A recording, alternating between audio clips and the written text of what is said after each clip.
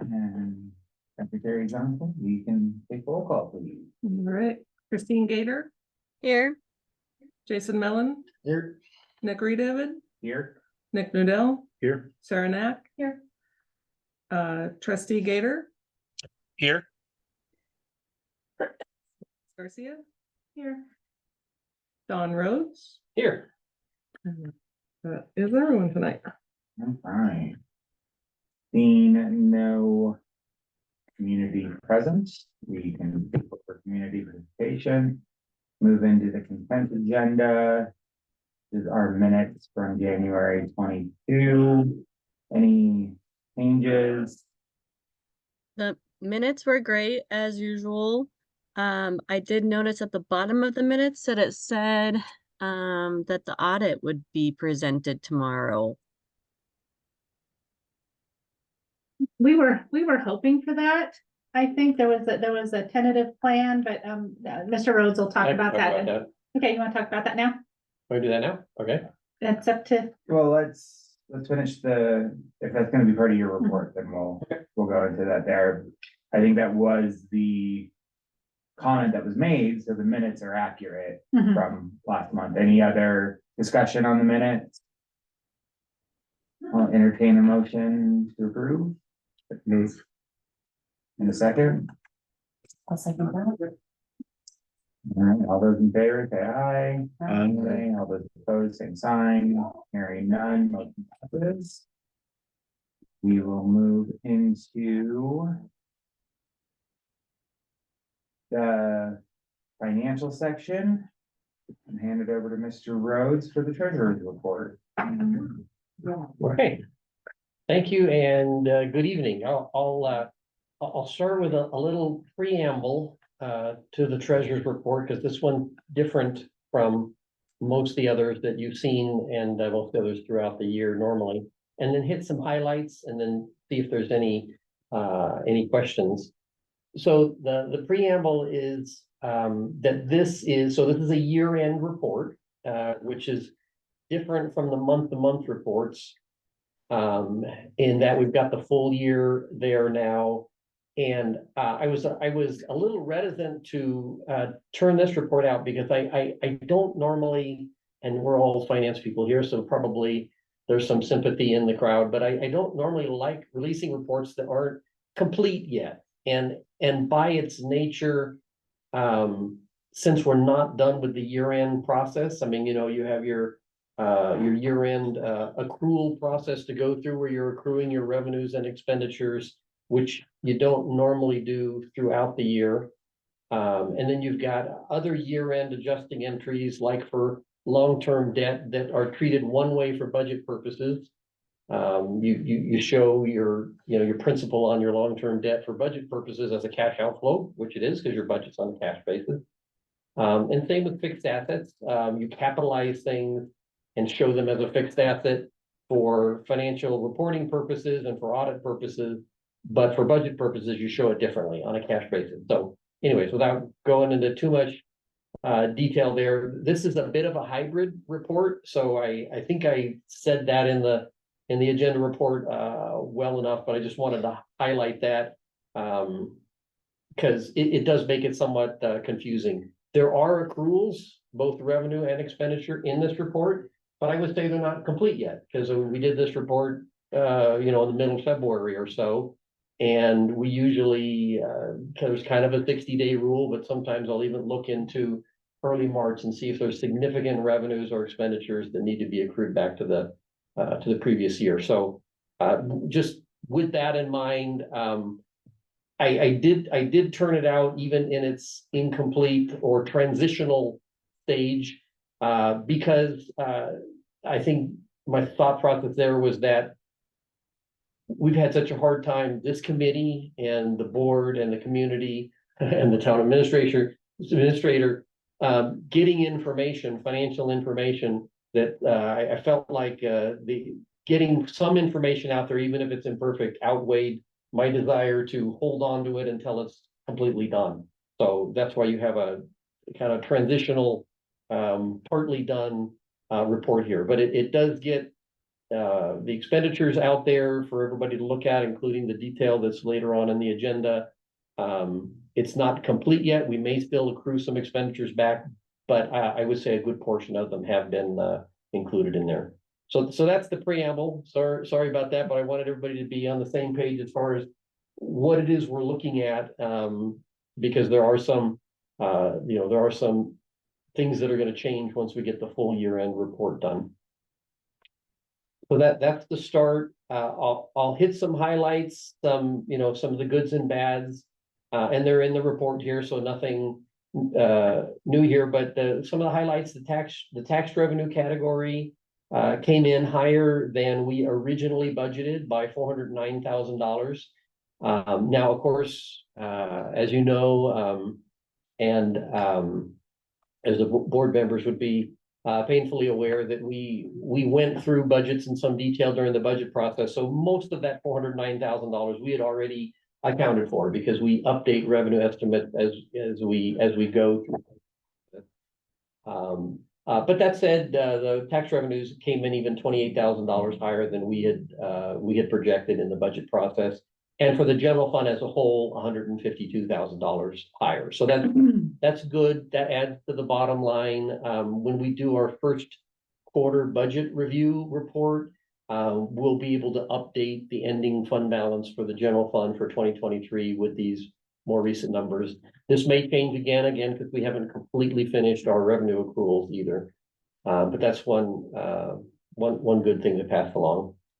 Then revenues and other funds, like I always say, I'll give you the good and the bad. Water sales, we ended up $70,000 short at $4.72 million. We came in a little bit short. This was a difficult year to project. You might remember that because it was such a wet year, water revenues were actually significantly short, like $1 million or so from what the projection was the year earlier. Because we just didn't sell as much water when people aren't watering their lawns as often because of the rain. So, but we tried to dial in what the new estimate would be, and we came up $70,000 short at the end of the year, about 1.5%. On the sewer user fee side, we were a lot closer, within $4,000 of our projection, and that number should be pretty final, because when we do the billing for utilities, that does already, in essence, accrue the dollars back into the right period. So that those numbers, I don't expect to change much. So again, at the first quarter report, I mean, actually, one of the reasons I usually wait for a mid-year report, usually for enough activity to go by, but I think at this committee, we talked about doing a first quarter report a couple of months back, partly because the water and sewer fund are of a lot of interest to everyone here and myself as well. And so keeping tabs on those numbers more often rather than less often. You may not need to do a quarterly type of budget review every year, but it seemed like this year would be a good year to catch that up, so that we can look at, if water sales of $70,000 short, how did that affect the what does that mean for the ending fund balance in that fund? So we'll be able to look at that in the first quarter review. Same with sewer fund and the others. Revenues, expenditures. Again, a little bit of good news there too. The operating expenditures came for the general fund came in $332,000 under the original budget. Again, through the budget process, we had accounted for most of that already, but still, at this point, and we don't have our full accruals for expenditures in, so this could change. At this point, we're showing a $79,000 savings. If we continue to accrue expenditures for the general fund back into 2023, that number would reduce, but that's where we were as of this report. I talk in the report a little bit here, just so everyone's clear about, again, this transitional report where we'd already done, maybe I should have waited, but we'd already done the year-end period 14 expenditures to remove principal payments from the expenditures and charge that against the long-term liability. So that's that's turning your budget-based statements into GAAP-based statements, generally accepted accounting principle-based statements. That's one of the big entries you do that along with fixed assets. So we'd already done that one. Maybe I should have held off, but we're in the year-end process now, and this is like a snapshot in time of where we are. So if the debt service numbers look a little funny, when you look at water and sewer in particular, that's why, because we'd already done that year-end entry in this case. However, we have not done the fixed asset entries yet. So apologize for the confusion, but like I said, I was just trying to get numbers out sooner than later, even though we're kind of midstream on the year-end closing process here.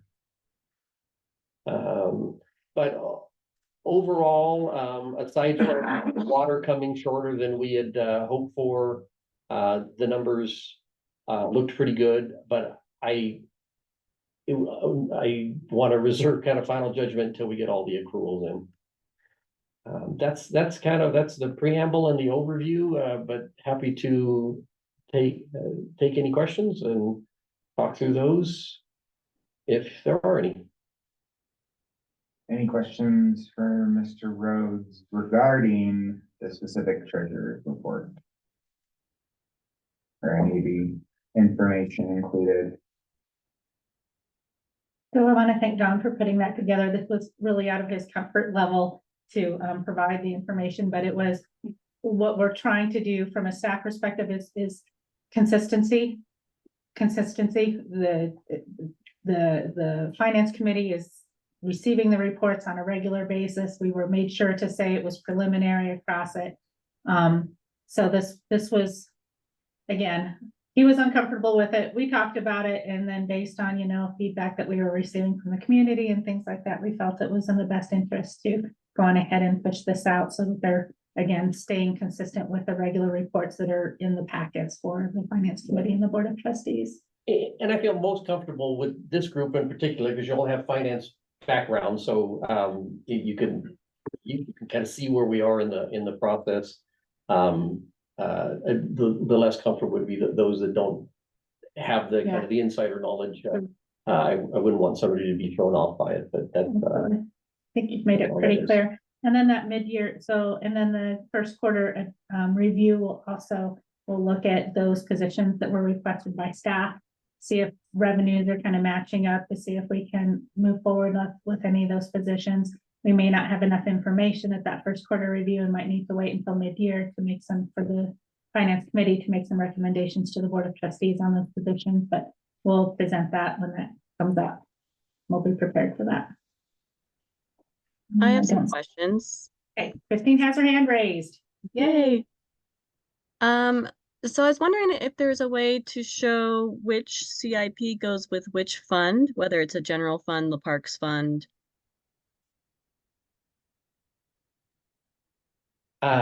Yes, there absolutely is. And one of the other year-end steps that's not in these reports, I think we've talked about, but is that all of the capital projects, of course, take place in Fund 211, our Capital Projects Fund, which is essentially a revolving fund that will clear out at the end of the year, because it's the individual funds, the general fund, the water fund, the street fund, et cetera, that fund the project. And so at the end of the day, those projects will end up in those funds in the final financial reports. For ease of accounting and reporting throughout the year, we use Fund 211 to show all the capital projects in one place. So that will show up in each individual fund once we have that final report. In the meantime, I mean, we know which fund is funding each of the individual projects. That's not easy to tell from the report that I've given you. So maybe we could do that. We could just note which ones are for which fund, or which, yeah. I mean, I do that to be able to tell, for my own purposes, to be able to tell what the transfers are going to be. But yeah, I can see just looking at this. I mean, some of them are obvious. Some of them say sewer or water, that sort of thing, but not all of them are. So I do think I can provide that, you know, fairly quickly if that would help. But just so you know, the end goal is that all of these dollars will end up being charged to the fund that is funding each of them in the final reports. Okay, I just want to praise staff that all the funds look like they're in the black. They're all quote unquote profit. So we didn't overspend, which is great. I'm obviously you still have more to do year-end accruals, but we're looking good. So that's a good thing. I did get a question from a citizen asking just a curiosity question, why Public Works apparel was under office supplies instead of under uniforms.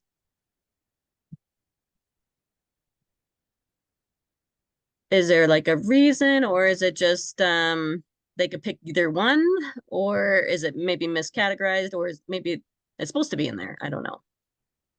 We'll have to look into that one. In Okay. office supplies. Okay, Yeah, yeah, we'll we'll get- have to ask about Yeah, that. we'll get back with you on that one. I'm trying to Sure. search it now. But, And- yeah, Okay. unless it was, one thing I think of is, I don't know, name tags. They. something like Yeah, that, I don't yeah. know. Yeah, name tag. Which is it? I can't find it. Oh yeah, I'm not on that page. I Okay, apologize. that's fine. No worries. Don't worry about it. We'll ask about it tomorrow. Yeah, unless it's something related to apparel that somebody thought made more sense than office supplies. Otherwise, it could be just a misposting. Either way, we can look at that. Absolutely. And two more questions. One is do we have anyone in IT because they got a new computer? I'm just wondering if you're preparing for the new IT person. I will have to ask about that one as well. More than likely, I mean, I know that we right now we contract with Luan for our services, but I know long-term our plan is to bring that back in-house. But I'll check in with Stephanie on that tomorrow. Let you know Sure. for sure. And then the last question is just office supplies in general. What am I trying to say? They're not detailed in the memo as to what was purchased. It just says a lot of them say office supplies. I was just wondering if we can, when we enter it, have it more detailed. And then it seems like there's gifts in the office supplies. Like page 58 in library, it says a gift under office supplies. And I'm just wondering if that should be under employee relations instead of office supplies, or if it's because it's in a different department, it has to be, there is no employee relations in the library department. I don't know how it works. Office supply. Yeah. Gift for volunteers. So if it was gifts for volunteers, that's different from Says library. our Employee relations, correct? right, Yeah, employee that makes sense. relations. Yep. Yeah, so yeah, there's several of them at well, some of them, there's some sanitizing. So gifts for volunteers, like here's $9, another $9. So there's some item that that they're supplying to volunteers that they are considering office supplies. We can ask what that is. Absolutely. That's it. Thank you. With that. Any other questions or discussion about treasurer's report to Mr. Rhodes?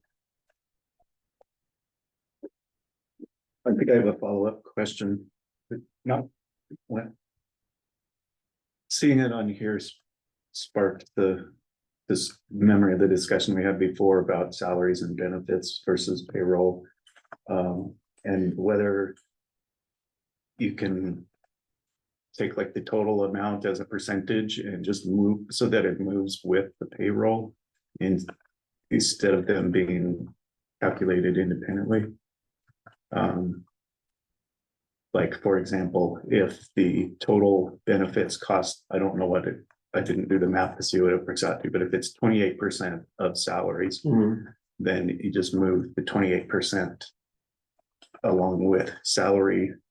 If we have to make an adjustment, Yeah, or if a position moves or something like that. yeah.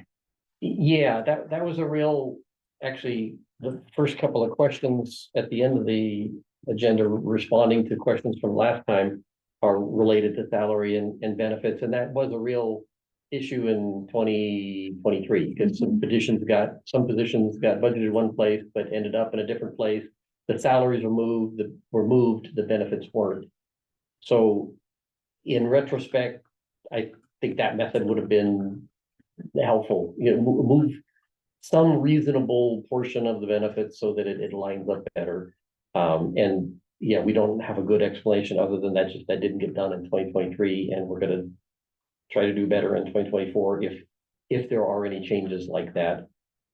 Again, I mean, my personal preference would be if a position moves, the budgeted benefits that go along with that position move as well. So it's a little bit more accurate. It doesn't happen too often. I mean, positions don't move around that often. So that would be my take on it, is actually get as close as you can to move the actual benefits. But short of that, doing something like a percentage allocation, that would be great, a great idea. So that's what we'll do. We'll in 2024, if we don't move the actual amount, we'll move a percentage. 2023, as you know, everybody's painfully aware, was just a big transitional year in finance, and so a lot of things like that didn't get completed in the best way. Okay, thank you.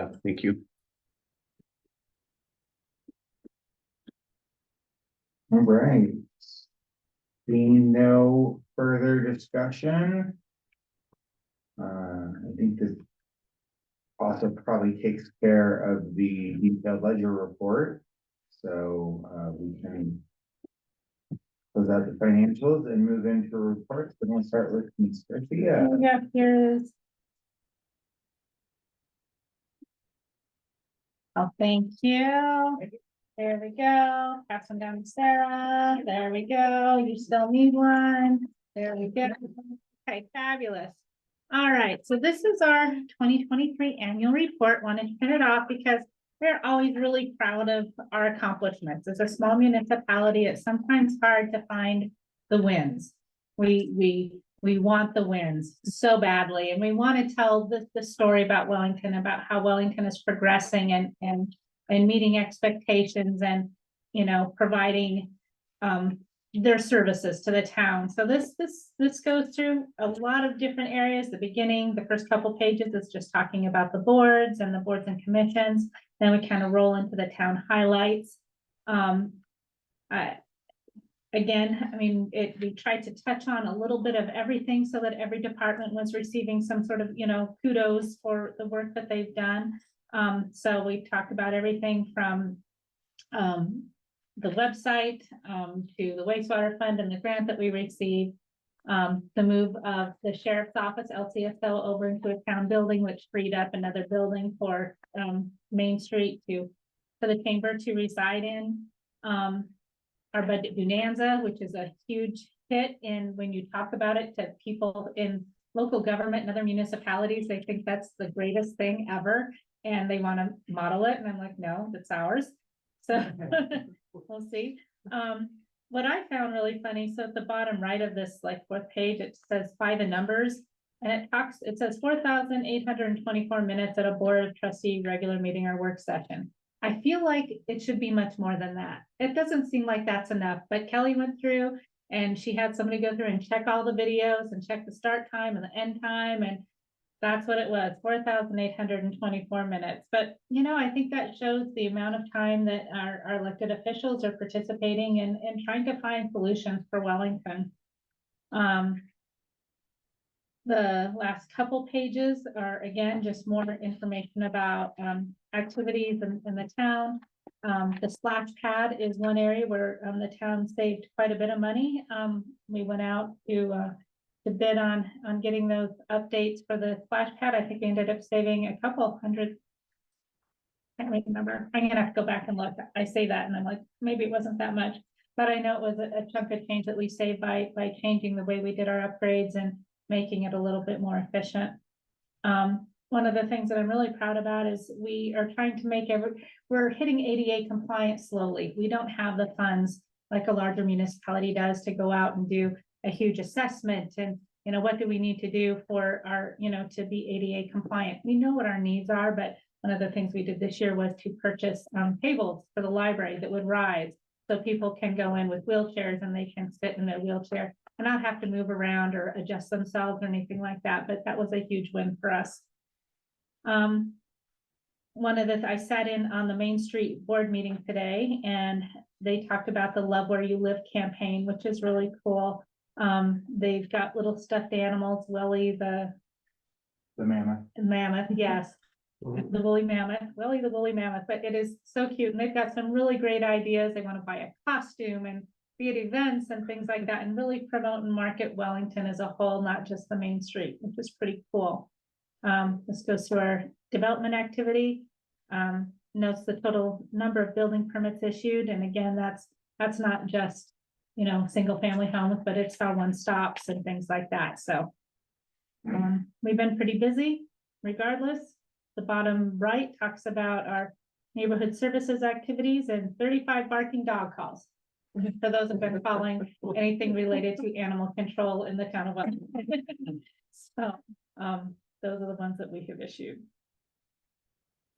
So the back is capital improvements.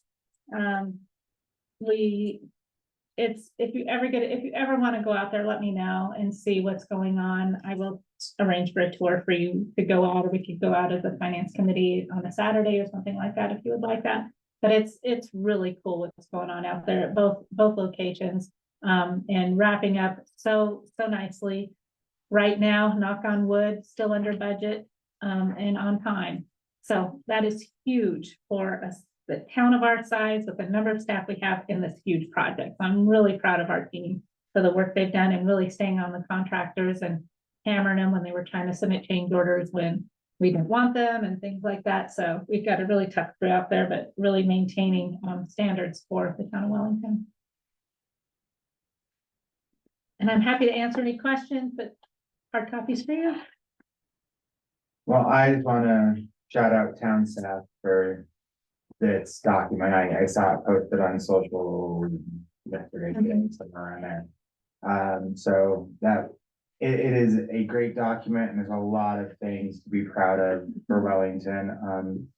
The growing library and then 405 new patrons. That's awesome. Love Where You Live. I've got my sweatshirt already. So I bought one of those. So I think there's lots of really, really good things happening in Wellington, and thank you to you and the staff and everyone that spent 80 hours in meetings. What that works out to is 2 solid work weeks in meetings, and that doesn't even count committees. no, it doesn't. No, that's this board of trustee. That's it. And you know, yeah. There's a lot more because I mean, all our trustees are on advisory boards and commissions and things like that. So there's a lot of participating outside of those meetings for our elected officials. Any questions, comments about the annual report? I have a question. Christine, I has a just- question. I was just wondering what the one stop is under on the page Love Where You Live, the building permits. It says one stop. So your one-stop permits are your ones that you can request online. So like replacing a water heater, replacing your windows, things like that. Those are called one-stop. So you can apply for your building permit online. So a resident could do that. And then then once they're completed with whatever work they need to get done, then they request to have Safe Built come out and take a quick look. They come out, do the inspection, and then then it's approved.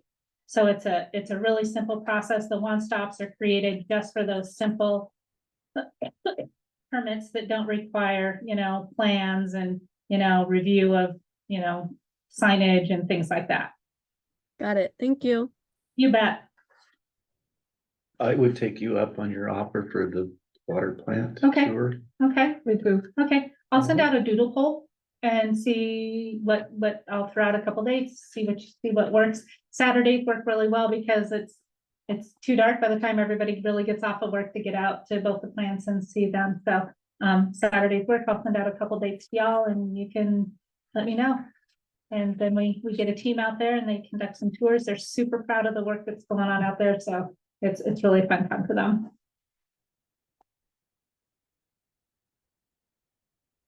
Oh, did the town pay for the new sign in Park Meadows? Yes. Signage all over. So that was an effort from the Park Recreation, Open Space and Trails Board. They put together some signs, they had some public input and, community engagement around it and finally came up with a design that worked and it was budgeted for last year. So It looks They really look- nice. I know, it looks so clean and inviting and you just want to stop and take pictures. That's how I feel. Are they finished doing all the signs? Is there Not- more? I thought all the signs were installed. Okay. I'm fairly certain, but I can double I'm check. scared, like I Okay. know in my neighborhood, I think Winnick Park. Mhm. Didn't get a new sign, but. I don't know what I budgeted for. Yeah, I'll double check. but I saw like the Knowles Linear Park, which Yeah. now I didn't even know how to name. Yeah, Cool. they do look great. Yeah, they do. Really proud of them. Really happy with how they turned out. Any other questions or Ms. Garcia about the annual reports? All right, we're making great time, y'all. You guys are killing it. Let's move into the response from the questions at our January meeting. Then we'll move into the last page, the memo. So if there's any, these are just the questions that I had collected from the last meeting. If I missed anything, please let me know. But the questions and the responses I'd sent out earlier and wanted to include them so that there was like a cleanup of it in case anybody was following the meeting minutes or following the video that they could find the responses. This is probably a great time to address question number 6. Yeah. There The you go. update on the 2021 audit. Yes, there is an update even since this, so without recounting the long painful history of it, last week I finally did get the financial statement and the notes to the financial statement. So we, our statement, there's basically the management discussion and analysis, the MD&A report at the beginning, that I'm pulling together. The financial statements and the notes of the financial statements were the auditor's responsibility. And then there's a little bit of supplemental information after that. So that's the report. But the core of it is the financial statements and the notes to the financial statements and that the auditors had in their control. Well, I finally got that last week. I reviewed it over the weekend, got them a fairly detailed response about things I had questions on or whatnot. But so the good news is we have the financial statements. I have the information I need to finish the MD&A. And so we didn't make we're always hopeful that as we put February 27 down here. They drug their feet longer than we expected them to. But we have the financials and the notes. They've been reviewed with comments given back to the auditors. And so now it's in their hand again. I can't see why this couldn't make it on the May 12th meeting. March which- 12th. March 12th, sorry. March 12th. Like, no, not me. Please. March 12th.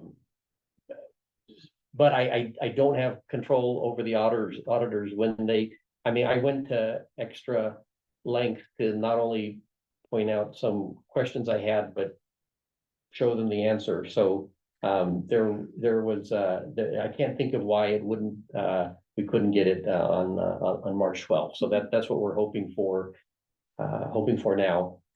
So what that means is as soon as that's done, we will be starting up with our new auditor that we contracted for 2022 and 2023.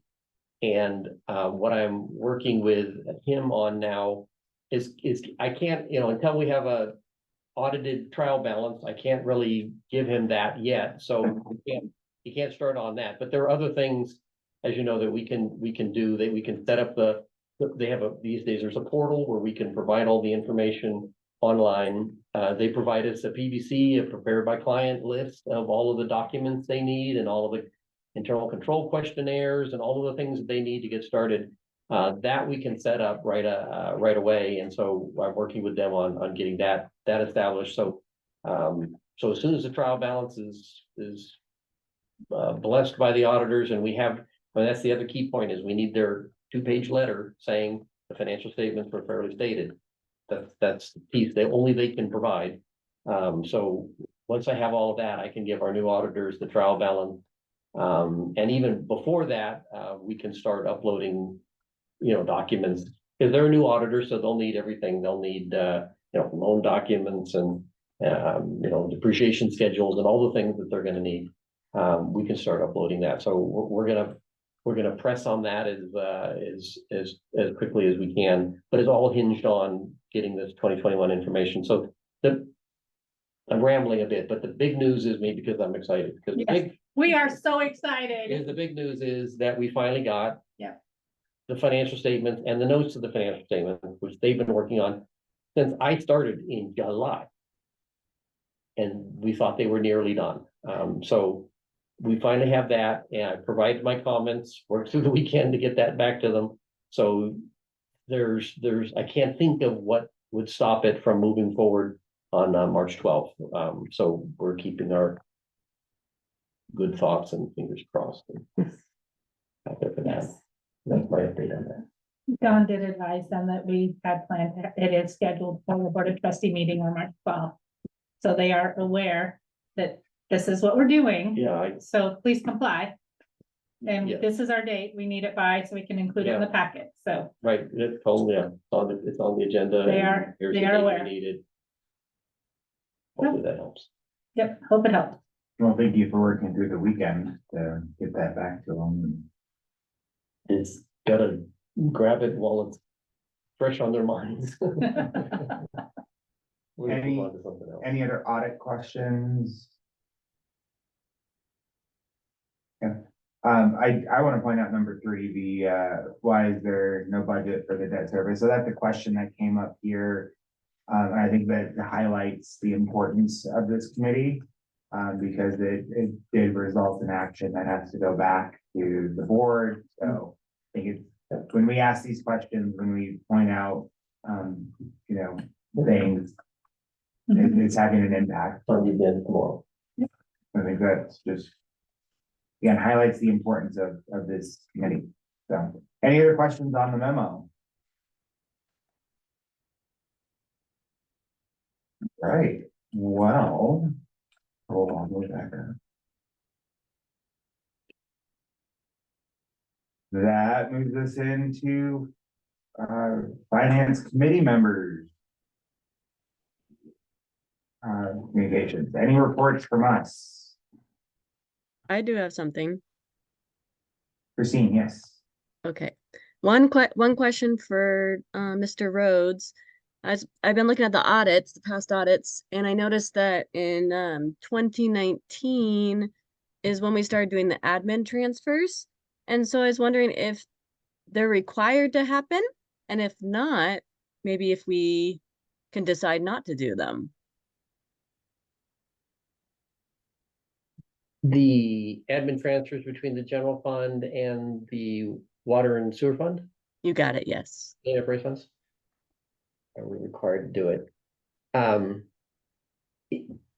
We are, because the water and sewer fund are enterprise funds, and so enterprise funds, by their nature, are full cost funds, and so the other option would be that the water and sewer fund do their own payroll and HR, and that doesn't make sense in a small city. So it's real common for the general fund administrative activities to do those services and then charge the enterprise funds for that. The trick is, how do you charge that out, and what calculation to use, what methodology to use? That's debatable, and we even made some changes to that this year that saved the water and sewer fund some money. But to not charge that out, you would really not have enterprise funds there, and that has ramifications. Okay, thank you very much. And then my last thing is there's just been a lot of community chatter about a forensic audit. It was mentioned at the candidate forum, and I just wanted to know this committee's thoughts on the subject.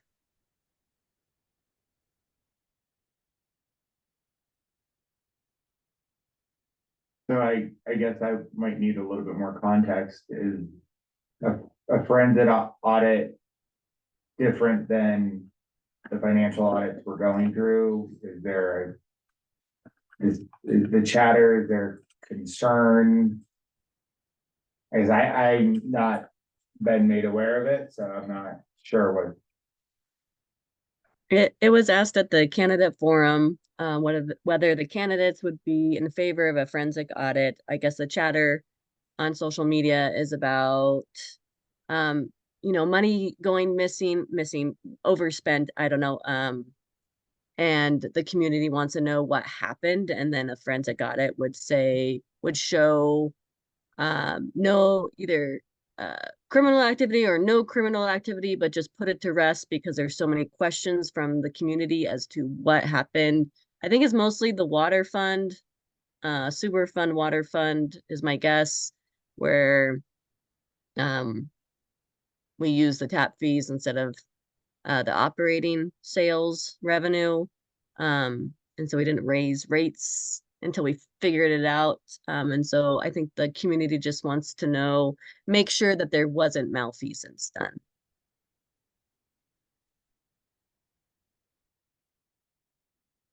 Wouldn't you need to have a specific allocation to investigate? Yeah, I mean, are there specifics? Is there? I mean, social media chatter is one thing, but is there an actual allegation?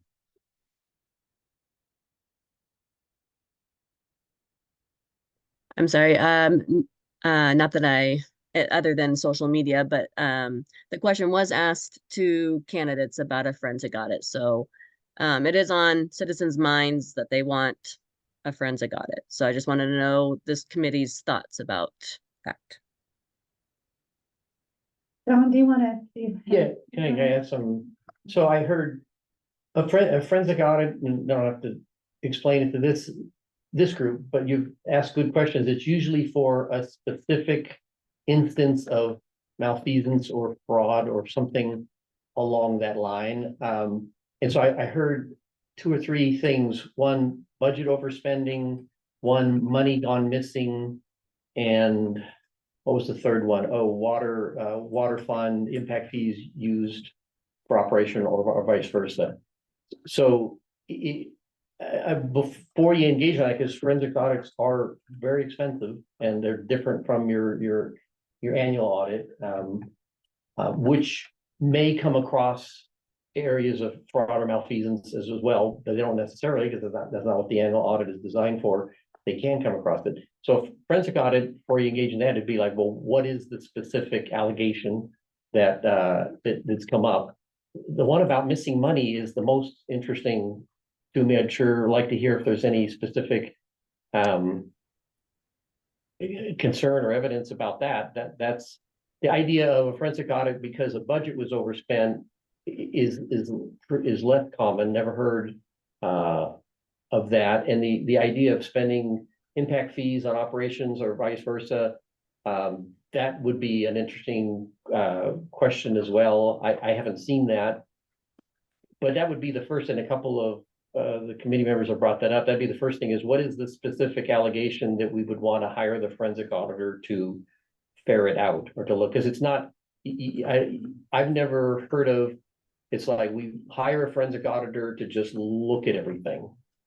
So it can't be that broad, but if there are a specific allegation, especially the missing money one, that one concerns me the most. If there's any details on that, I'd sure love to hear more about that. That would be what you would hire a forensic audit for. Were they any more specific about what money was missing? No, sorry, I don't have any specifics. Okay. Okay, so that's just a little context from what I've seen seen in the past. And you've gone through our book pretty closely. I mean, so far you're not seeing any missing money, correct? Correct, I mean, as have dollars been posted in the wrong account that we had to fix? Yes, that Mhm. happens. Things like that, so we've talked about some of them at this committee meeting, but missing dollars would be a big concern, and I that's a whole different story. If there's any specific incidences of that, I'd like to hear about that. Okay. But otherwise, no, have we had a lot of cleanup to do? Yes, and this committee is more aware of that than most anybody as we work through these monthly reports. This committee has been helpful and instrumental in helping us get there. Because as we've been doing these monthly reports in September now, and there've been good questions, and we've been fixing things, and that's been very helpful. So I'm not aware of anything that would require a forensic auditor, but I don't know everything that's going on. So if there are any specific instances or evidence or allegations, I mean, that would be definitely worth talking about. Well, for one, without any specific allegations, and don't see a need for forensic audit or the expense specifically. When we spend so much time talking about small purchases at office supplies, I don't see how we can justify an expense when there's not a substantial allegation. So I think this committee, which has an opportunity for public comment, is a place people could come and share allegations. I think people that may be interested or have concerns are potentially watching these videos or reading these minutes. So please know that this is an outlet to make those requests. I, for one, am not in favor of it at this point. So if anyone else has any comments, feel free. I would add that if there was a specific allegation, the FBI would be interested in that. And it would take a whole different avenue. I don't think it makes sense to use a forensic audit proactively defending or to proactively prove that there wasn't something that happened. That doesn't make sense to me. So I agree with you. What I've seen on Facebook is just reading the comments, and I think the allegations are going back to 2011 or 12. So it's not anything recent from what Okay. I've seen. So Interesting. I have not respect that far. Yeah. I do, and you're right. I remember something happened in Monument several years ago, and it was the FBI got involved, and they did the hard work. And it didn't cost the municipality anything, but because there was specific allegations that were proven that they could show, and then the FBI took it over. I do remember that now.